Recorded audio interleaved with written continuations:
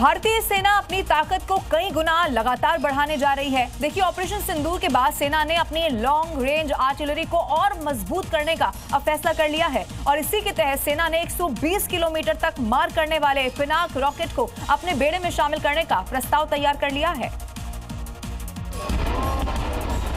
ये तस्वीरें भारतीय सेना की तरफ से दुश्मनों के लिए नजराना है। ऐसा कहना गलत नहीं होगा क्योंकि सेना 120 किलोमीटर स्ट्राइक रेंज वाली पिनाका रॉकेट को शामिल करने पर विचार कर रही है।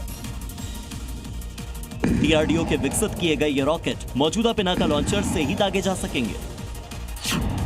2500 करोड़ के मेगा प्रोजेक्ट के तहत 120 किलोमीटर रेंज वाले पिनाका रॉकेट से दुश्मन के खेमे में खलबली मचनी तय है। इसी बीच सेना प्रमुख ने भी प्रोजेक्ट का समर्थन किया है। जल्द ही इसके ट्रायल शुरू किए जाएंगे, जिससे विदेशी हथियारों पर निर्भरता कम होगी और निर्यात के मौके तेजी से बढ़ेंगे।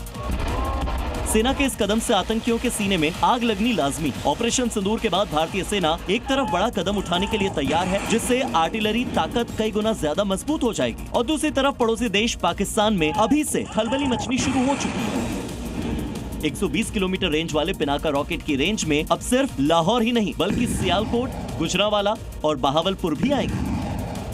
और उत्तराखंड की राजधानी देहरादून में आज आईएमए की पासिंग आउट परेड संपन्न हुई। थल सेनाध्यक्ष जनरल उपेंद्र द्विवेदी ने परेड की सलामी ली। आईएमए पासिंग आउट परेड में इस बार कुल 525 ऑफिसर कैडेट्स पास आउट हुए हैं। देहरादून में आईएमए के ऐतिहासिक ड्रिल स्क्वायर पर भव्य पासिंग आउट परेड का भव्य आयोजन हुआ।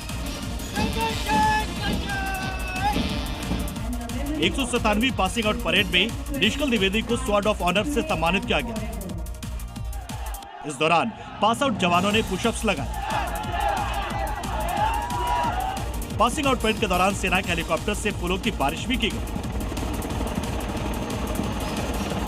इस दौरान थल सेना प्रमुख जनरल उपेंद्र द्विवेदी कैडेट्स के अनुशासन, नेतृत्व क्षमता और सहन शक्ति की सराहना करते नजर। सेना प्रमुख ने कहा कि वो अधिकारी भारतीय सेना की गौरवशाली परंपराओं का पालन करें और निष्ठा, प्रतिबद्धता और सम्मान के साथ राष्ट्र की सेवा करें। आपने मांझे से जान गंवाने की खबरें इससे पहले कई बार देखी और सुनी होंगी, लेकिन अब महाराष्ट्र के छत्रपति संभाजी नगर में पुलिस ने सख्ती का एक नया तरीका अपना लिया है। लगातार समझाने और जागरूक करने के बाद भी कुछ लोग अपनी आदत से बाज नहीं आ रहे हैं और पतंग उड़ाते समय बैन किए जा चुके मांझे का प्रयोग धड़ल्ले से कर रहे हैं।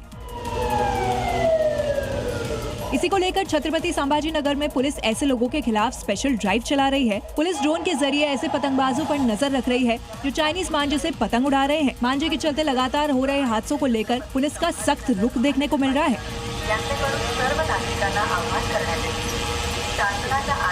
खास बात यह है कि पुलिस इन ड्रोन से स्पीकर के जरिए नागरिकों को अलर्ट भी कर रही है।